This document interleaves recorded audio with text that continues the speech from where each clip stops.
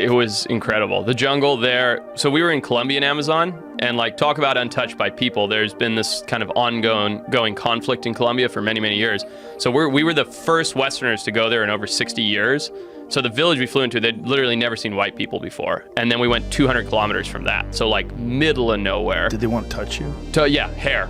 Because their hair was very dark and very different. And like, I'm not particularly fair, but just to touch like the hair and see the blue eyes and stuff, they were just loving it. Friendly? Super friendly. Like, the culture was very stoic. Like, there wasn't a lot of smiling or crying. You know, there wasn't like a lot of emotional exchange. But straight away they came and greeted us, like shook hands, you know, said hello. It was really cool. What is the name of their tribe? Also, I'm not even sure. They're so isolated, they're unaware of what country they live in. They don't even know that they're in Colombia. Really? Really. They're just like, to them, they're Amazonian. They're not Colombian, Ecuadorian, Brazilian. They're Amazonian. Whoa. Yeah. So they just stay. Like where they are, they stay.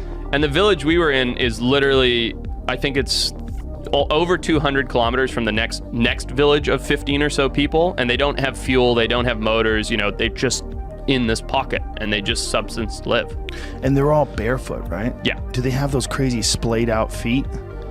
Big feet, you know, because they're not very big people. They're like small Indian people, but really big, kind of useful feet. And the way that, you know, they could run up and down trees and climb stuff, I mean, it was unbelievable. Like, so much more athletic than you could imagine. Well, I'd imagine, right? They've been doing that their whole life. Their whole lives, yeah. Now, when I say splayed out feet, what I'm talking about is that people that walk barefoot in the jungle for long periods of time, like their whole life, their toes spread out and their feet almost look like a hand. Oh, no way. I did not like pay enough attention. That might have been the case, but I didn't notice it. At their feet. Exactly. Yeah, it is kind of a weird thing to stare at dudes' feet. Yeah, for sure. Now let me pose this to you. So I know a guy. He's a treasure hunter by trade. Very cool old guy, Australian guy. Lived in Perth, and for years he's like, I know where this certain Spanish ship went down. Long story short, he finds it. Right? Digs up one single gold coin, and he's like, it's here. I know it's here. He's a big spear fisherman, adventure guy. Goes, spends tens of thousands of dollars. He's not a rich man. Spends tens of thousands of dollars, gets all this excavator equipment, goes to this very remote area of northwestern Australia, pulls up something like $10 million worth of treasure, takes it home, legally declares it all, tells the government, gets all confiscated. They give him 3 or 4 pieces. You can see his treasure in the museum in Perth. Here's this guy who would have retired, been a wealthy man, you know, had his whole life taken care of because of this thing he was obsessed with, and then found, and then got the tools on his own dime to go and get it, declares it, and has it confiscated. Dude. Well, that's weird because you find stuff in the ocean and they take it and people become billionaires, right? They find Russian or Roman ships filled with gold coins. Right. But for whatever reason, like, this was considered like historically valuable, so it was taken for the museum, right? And he got, a few coins and no money. I gotta look up the guy's name. I know a similar story. It's happened in America. Okay. The guy that went to hunt it got investors. Right. And when he got the gold, he just kept it. When the investors asked for the money, he shorted them. Said, "I don't know what you're talking about. I lost it, or I don't know where I put it, or I don't know where it is." So I think he's currently in jail under contempt of court. Oh, jeez. Being asked, "Where is it?" And he said, "I don't know." He's taking lie detector tests. People think his kids have it or something like that, but they have no idea where it is. That's a crazy story. Well, that's a weird one too, because like, what are you gonna do with it? Right. Like, if people are staring at you, they're like constantly where is it? Where is it? You're like, I don't have it. They're gonna keep looking. Like, how much is it worth? Millions. I think each coin might be worth $1 million. He might have something like 20 to 30 of them. It's like a lot of money. It's insane. Well, you got to bring it to someone who's gonna give you a piece. There's a group of people that say that dragons were real, and I'll explain. So around the same time period in, China, South America, Africa, all these different, Rome, all these places, images depicted people fighting dragons, right? And every dragon was slightly different, but it was all a giant, scaly animal that could fly. So when you break that down, you think about the fact that large birds had a hard time being fossilized because their bones are so porous, right? So because they have like hollowish bones, they break down very easily and they don't fossilize. So the group that says this, basically they're saying the evidence is the reason there's no fossils of dragons is because they had bird bones and they were actually very delicate animals. But a handful of these small a small population of these giant flying lizards existed and basically encompassed all these different countries where they all depicted fighting dragons in their own way, and they were all killed off by, knights or whatever it is, and then didn't fossilize. How about those giant squid that they found on that oil tanker? Mm-hmm. They had a camera down there. Yeah, and they saw that one come through. Giant squid with the crazy, like crab legs. Yep. So they had a camera deep under this oil rig, and they spotted this thing with these insane long appendages. Look at this.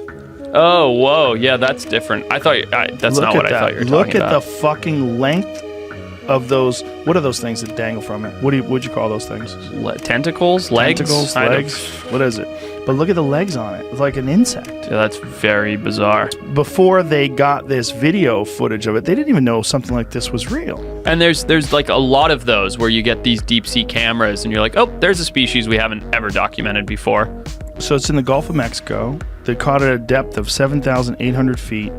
That thing's huge. That looks like it's more than 28 feet. If you stretch that bitch out? No, those ones are like 100 plus feet. Okay, yeah, that's what I'm thinking. The giant squid, yeah. And have you ever heard the theory that octopus are from out of space? It looks like a damn alien. But this is apparently like peer-reviewed, published paper about the possibility of octopus being reintroduced. And I think it has something to do with the way RNA and DNA is on them, right? Do you know? I don't understand it well, but yes, it's like the thought that the population came from out of space because the DNA sequencing suggests something that makes it extraterrestrial adaptability. It looks like it's from outer space, it's just wacky. Well, it's such a cool thought. Yeah. That these things came from outer space. So, well, that's also a thought about psilocybin mushrooms from the weirder people, that they came on asteroids and their spores. I've heard that. Yeah. And I don't know if you know this, but they've proven that certain, I don't know about psilocybins, but certain mushroom spores are impenetrable to the vacuum of space. Yeah, they can survive. On this Amazon trip I told you about, we land in this airstrip, we're in this plane, we get into this village, and I'm like, cool, boats have made it here. It took the boats 5 days. We're going to head upriver, right? And our translator's like, you can't do that yet. I'm like, what do you mean? Like, we've spent months planning this. He's like, you have to have the shaman's blessing to go upriver. And I'm like, okay, what does that mean? He's like, come to the Moloko, which is the spiritual house. So we go to the spiritual house. We sit around, we talk and we talk and we talk, and it's like hours of not like asking him to go, but just like almost like idle conversation where he's almost like interviewing us, like, well, what are you doing? Where are you going? Where are you from?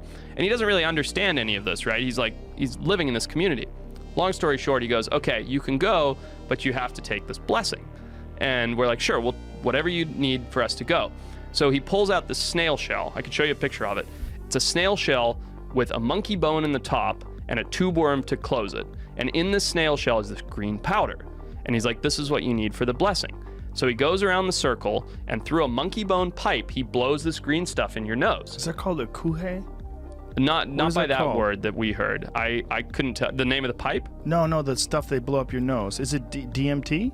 It's coca leaf. Oh, mixed with a bunch of a root and tobacco, I believe, like all together. And anyway, so he goes, there's 5 of us in my crew. He goes around the circle and he hits 3 guys, and they all go, whoa, my brain feels like I've got chlorine on the head, whatever. He blows it into your nose. Yeah, so he gets really close. He's got this long tubular monkey bone pipe, and he goes, and it just blows it up into your nose. And hits 3 of my guys, and I'm watching a little bit nervous because I'm very standoffish on drugs. I know things affect me very strangely. Anyway, hits 3 of my guys. They go, woof, eyes watering, and they're like, wow, it's actually a great feeling. Gets to my turn. In the nose. All of a sudden, I feel like I've got acid on my brain, like chlorine in my head. I break into this sweat. My eyes explode, and I'm wobbling like this.